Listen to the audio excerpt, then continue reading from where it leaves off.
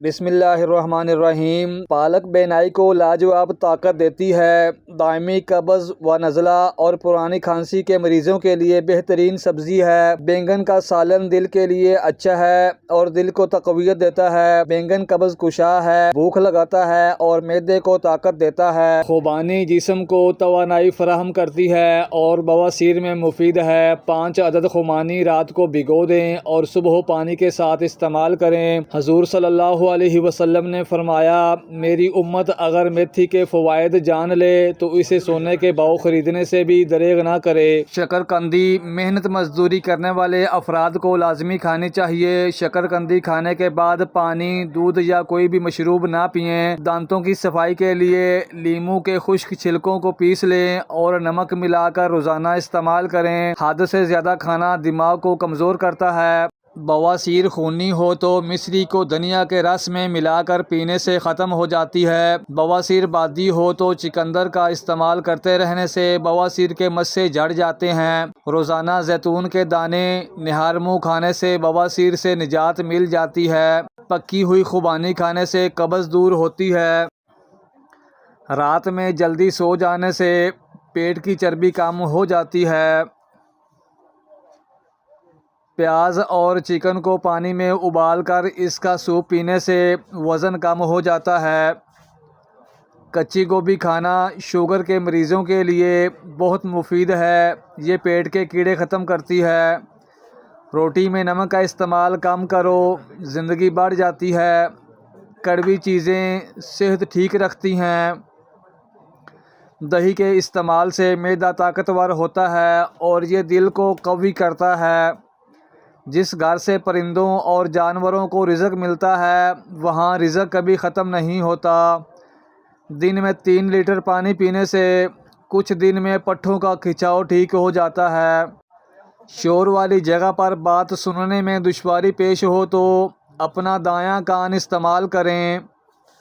ہر کھانے کے بعد 3 چمچ دہی کے کھا لیا کرو، کھانا تیزابیت نہیں بنے گا۔ ناظرین، درود پاک کا ورد کرتے رہا کرو، یہ دنیا اور آخرت میں بہت زیادہ کام آنے والی چیز ہے۔ جو شخص ہر وقت باوضو رہے گا اس پر جادو کا اثر نہیں ہوتا۔ گنے کا رس یرقان کے مرض کو دور کرتا ہے اور وزن گھٹانے کا بہترین ذریعہ ہے۔ زیتون کا تیل بھوک کو بڑھاتا ہے اور پیٹ کے کیڑوں کو مارتا ہے۔ اخروٹ کھانے کے بعد چائے ہرگز نہیں پینی چاہیے کیونکہ یہ کھانسی کا باعث بنتے ہیں۔ اپنے دماغ کو تر و تازہ رکھنا ہے تو 8 گھنٹے کی نیند ضرور پوری کریں۔ مسائل و مصیبت سے نجات کے لیے نماز فجر سے پہلے یا صبور 100 بار پڑھ کر دعا کریں۔ نہار منہ پودینے کی ڈنڈیاں کھانے سے جوانی دیر تک قائم رہتی ہے۔ لہسن کا استعمال بلڈ پریشر کو نارمل رکھتا ہے۔ کھیرے کے ساتھ پانی پینے سے آپ کو ہیضہ ہو سکتا ہے۔ اجوائن کھانے سے چہرے کا رنگ نکھرتا ہے اور پیٹ کے امراض کا شافی علاج ہے۔ اجوائن سے جسم میں چستی پیدا ہوتی ہے اور بواسیر کے لیے بہت فائدہ مند ہے۔ جو لوگ اپنا وزن گھٹانا چاہتے ہیں وہ انجیر کا ضرور استعمال کریں۔ انجیر کھانے سے گلے کے امراض میں افاقہ ہوتا ہے۔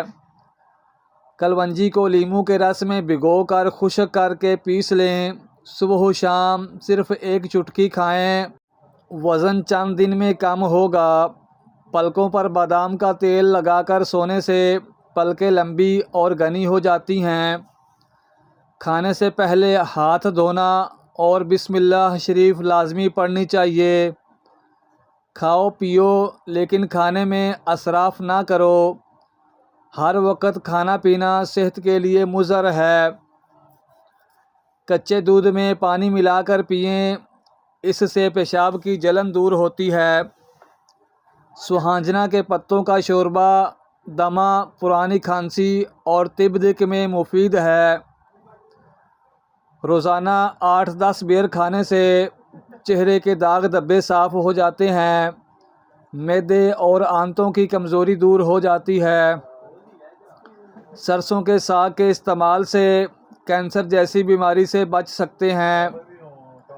दार चीनी के मुसलसल इस्तेमाल से यादाश्त में बेहतरी होती है।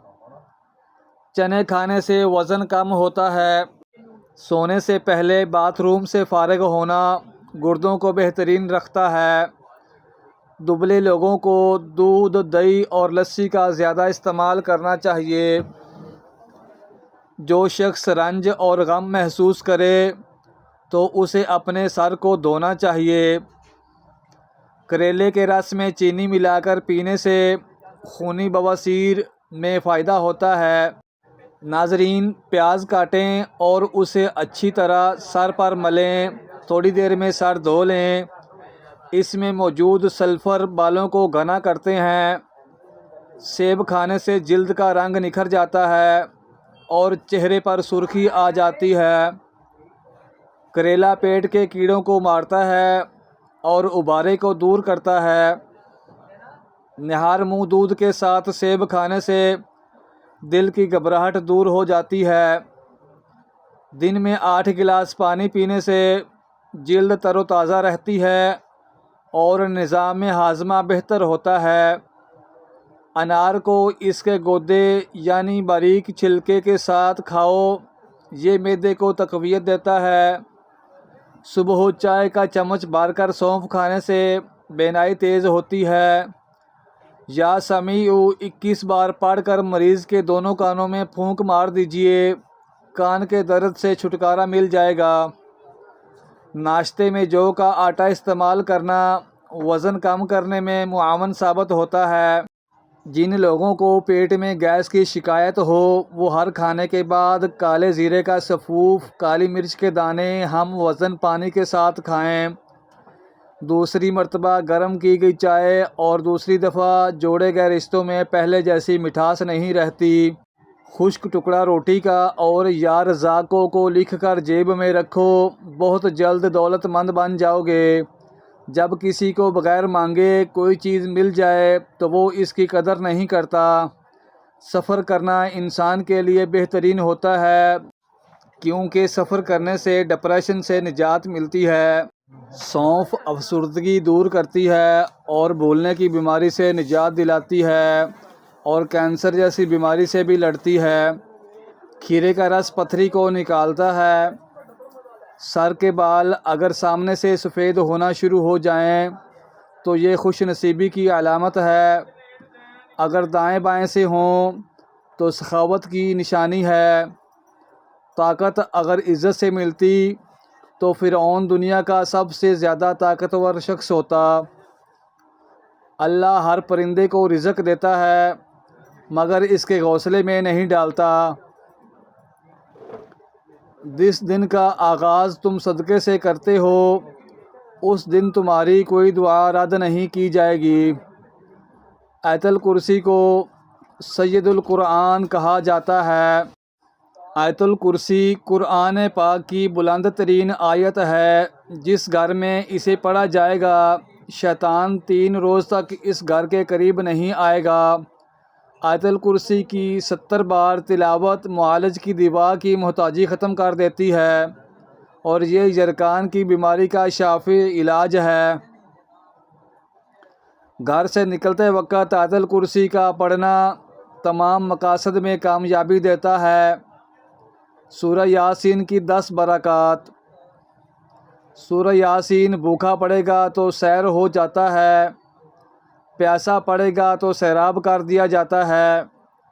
लिबास से महरूम इसे पड़े तो उसको लिबास पहना दिया जाता है। कंवारा पड़े तो शादीशुदा हो जाएगा। खौफज़दा पड़े तो अमन पाएगा। कैदी पड़े तो रिहाई पाएगा। मुसाफिर पड़े तो सफ़र में इसकी मदद की जाएगी। जिनका सामान गुम हो वो पड़े तो अपना सामान पाएगा। मरीज़ पड़े तो शिफा याब होगा। अगर मैयत के पास पड़ी जाए तो इससे अज़ाब में तख़फ़ीफ़ की जाएगी। جو شخص روزانہ ہر نماز کے بعد یا رحیم پڑھے گا وہ دولت مند ہو جائے گا۔ تہجد ایک ایسی لاڈلی عبادت ہے جس کا بلاوا عرش سے آتا ہے، اور یہ بلاوا اس کے لیے آتا ہے جسے اللہ نے چنا ہوا ہوتا ہے، اور یہی اس کی خوش نصیبی ہے۔ حضرت علی رضی اللہ تعالی عنہ فرماتے ہیں، تمہارے والدین تمہیں بچپن میں شہزادوں کی طرح پالتے ہیں، لہٰذا تمہارا بھی فرض بنتا ہے کہ ان کے بڑھاپے میں ان کو بادشاہوں کی طرح رکھو۔